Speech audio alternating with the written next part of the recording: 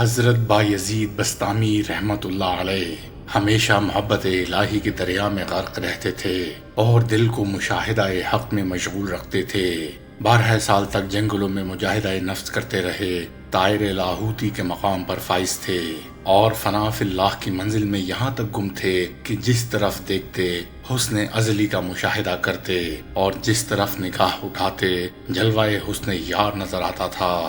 فرمایا جس چیز کو میں 12 سال تک بیابانوں میں ریاضت کی مشقت میں تلاش کرتا رہا وہ میں نے گھر میں آسانی سے حاصل کر لی۔ یعنی ایک رات والدہ صاحبہ نے مجھ سے پانی طلب کیا، میں نے گھڑے میں دیکھا پانی نہ تھا، میں نے سراہی میں دیکھا پانی اس میں بھی نہ تھا، چنانچہ نہر سے پانی لایا، واپس آیا تو والدہ صاحبہ سو گئی تھیں۔ میں پانی کا پیالہ لے کر والدہ کے سرہانے کھڑا رہا۔ والدہ صاحبہ تہجد کے لیے بیدار ہوئیں، مجھے کھڑے دیکھا تو فرمایا بایزید کیوں کھڑے ہو؟ میں نے عرض کی اس خیال سے کہ آپ بیدار ہوں اور پانی طلب کریں، لیکن میں حاضر نہ ہوں تو قیامت میں ماں کے نافرمانوں میں نہ اٹھوں۔ والدہ نے تہجد کی نماز پڑھ کر دعا کی، اے میرے اللہ، میرے بیٹے بایزید کو میری اطاعت کے صلے میں وہ چیز عطا کر دے جو اس کو 12 سال تک ریاضت و مجاہدے سے نہیں مل سکی۔ بس پھر کیا تھا، ادھر ماں نے دعا کی، ادھر میرے حجابات اٹھ گئے، سینہ کھل گیا اور میرے دل میں دریائے حقیقت و معرفت کا دریا موجزن ہو گیا۔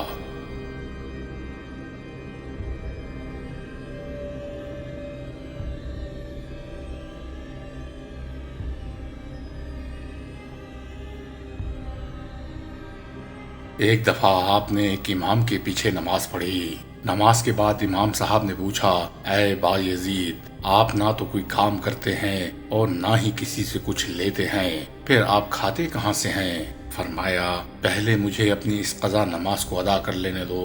امام صاحب نے کہا نماز تو آپ نے باجماعت پڑھی ہے، پھر قضا کیسے ہوئی؟ فرمایا ایسے امام کے پیچھے نماز جائز نہیں جو اپنی روزی دینے والے کو نہیں جانتا۔ آپ پہلی دفعہ حج کو گئے تو صرف خانہ کعبہ کو دیکھا، دوسری بار گئے تو کعبے والے کو دیکھا، تیسری بار گئے تو خانہ کعبہ نظر آیا اور نہ ہی کعبے والا۔ ذات حق میں یہاں تک گم ہو گئے تھے کہ سوائے حق کے اور کچھ نظر ہی نہ آتا تھا۔ غلبہ حال اور دریائے وحدت میں یہاں تک مستغرق تھے کہ ایک مرتبہ جذب و مستی میں پکار اٹھے، سبحان ما اعظم شانی، کہ میری ذات پاک ہے اور میری شان بلند ہے۔ ہوش آیا تو مریدوں نے عرض کی، آقا آج آپ نے یہ کلمات ادا فرمائے ہیں۔ فرمایا اب کبھی مجھ سے ایسے کلمے سنو تو مجھے تلوار سے قتل کر دینا۔ چند دنوں بعد آپ پر پھر وہی کیفیت طاری ہوئی اور وہی کلمات زبان سے نکلے۔ مریدین نے تلوار ماری مگر تلوار آپ کی گردن سے پار ہو کر زمین پر آ گرتی اور آپ کا گلا نہ کٹتا۔ ہوش آیا تو غلاموں نے ماجرا سنایا۔ فرمایا اب میں نہیں ہوں، وہی ہے۔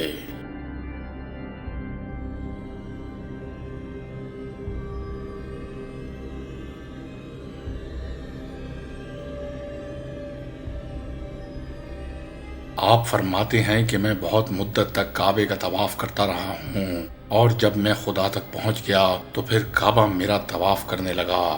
لوگوں نے سوال کیا، یا حضرت فرض کیا ہے اور سنت کیا ہے؟ فرمایا اللہ کی محبت فرض ہے اور ترک دنیا سنت ہے۔ آپ سے کسی نے پوچھا کہ حق تک پہنچنے کی کیا سبیل ہے؟ فرمایا گونگے بہرے اور اندھے بن جاؤ، نہ غیر سنو نہ غیر سناؤ اور نہ غیر کو دیکھو۔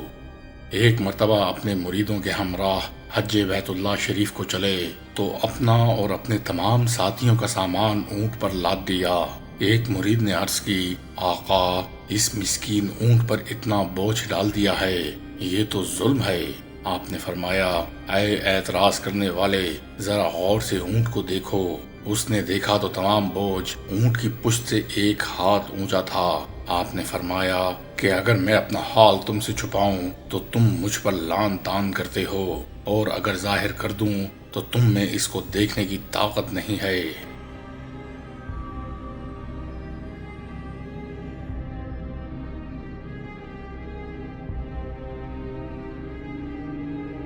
حضرت ابو موسیٰ رحمۃ اللہ علیہ، جو حضرت بایزید رحمۃ اللہ علیہ کے ہمراز اور واقف کار ہونے کے ساتھ ساتھ ایک ولی کامل بھی تھے، فرماتے ہیں کہ میں نے ایک رات خواب میں دیکھا کہ اپنے سر پر عرش الہی کو اٹھائے پرواز کر رہا ہوں۔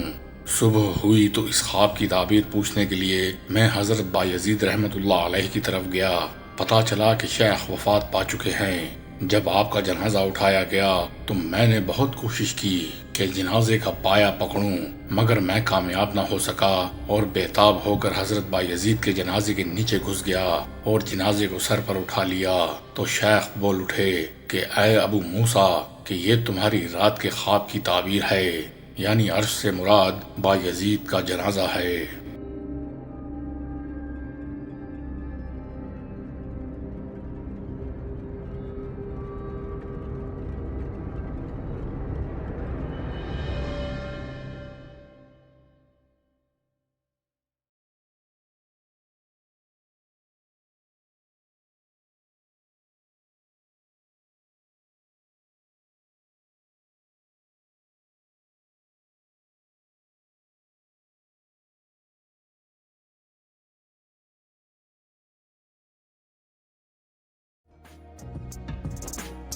معزز ویورز اور سبسکرائبرز کو کتاب دوستی ناتمام کا سلام سلام سلام۔